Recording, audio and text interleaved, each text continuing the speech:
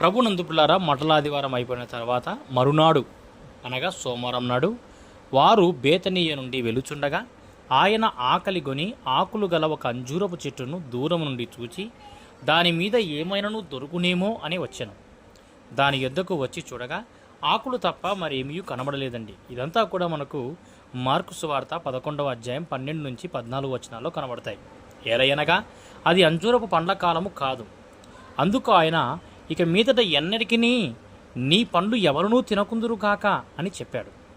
ఇది ఆయన శిష్యులు విన్నారు. న్యాయాధిపతుల గ్రంథం 9వ అధ్యాయం 11వ వచనాలను మనము గమనించినట్లయితే, ప్రభునందు పిల్లారా, అంజూరపు చెట్టు అనేది లేఖనాల్లో ఎక్కువగా ప్రస్తావించబడిన చెట్లలో ఒకటి. దాని ఆకుల నుండి ఆదాము మరియు హవ్వలు తమ మొదటి కవచమును తయారు చేసుకున్నారు. ఆదికాండం 3వ అధ్యాయం 7వ వచనం ప్రకారంగా అంజూరపు చెట్టు దాని రుచికరమైన తీపి ఫలాల కోసం మొదటిగా విలువైనది అని న్యాయాధిపతుల గ్రంథం 9వ అధ్యాయం 11వ వచనంలో రాయబడిందండి. ఇజ్రాయేలు దేశాన్ని తరచుగా ప్రతీకాత్మకంగా అంజూర చెట్టు అని పిలుస్తారు. ఇజ్రాయేలు దేశం మళ్ళీ పునర్జన్మకు సంబంధించి యేసు ప్రభువు కూడా అంజూరపు చెట్టు గురించి ప్రస్తావించాడు.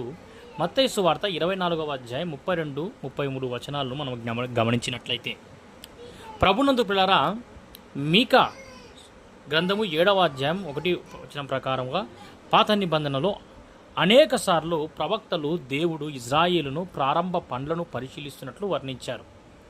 ఇర్మియా గ్రంథం 8:13 కానీ, మీకా 7:1 కానీ, హోషేయ గ్రంథం 9:10 నుంచి 17 వచనాలు కానీ ఆయన నా ఆత్మ కోరుకునే మొదటి అంజూరపు పండ్లు కనబడలేదని అంటాడు.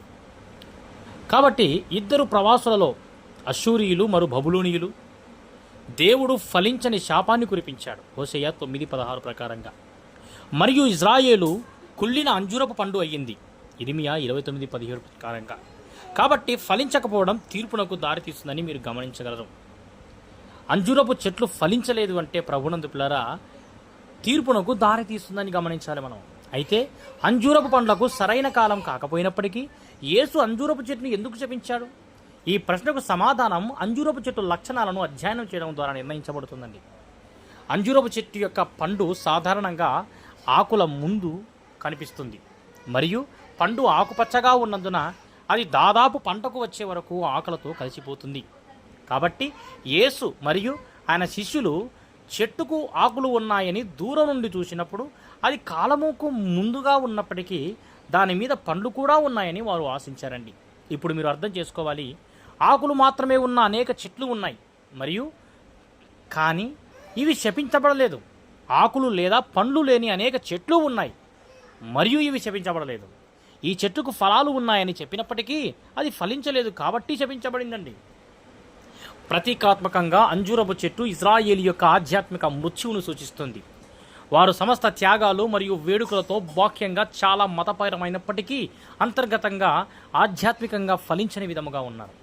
ఒక వ్యక్తి జీవితంలో నిజమైన రక్షణ యొక్క ఫలం రుజువు చేయబడితే తప్ప అంతర్గత రక్షణానికి హామీ ఇవ్వడానికి కేవలము బాహ్య మతపరమైన ఆచారాలు సరిపోవు అనే సూత్రాన్ని కూడా ఇది మనకు బోధిస్తుందండి.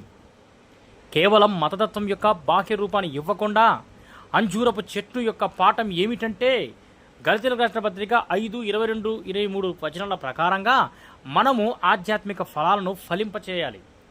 దేవుడు ఫలించకపోవడాన్ని నిర్ణయిస్తాడు మరియు ఆయనతో సంబంధం కలిగి ఉన్నవారు యోహాను సువార్త 15వ అధ్యాయం 5-8 వచనాల ప్రకారముగా ఎక్కువ ఫలాలను ఫలించాలని ఆశిస్తున్నాడు.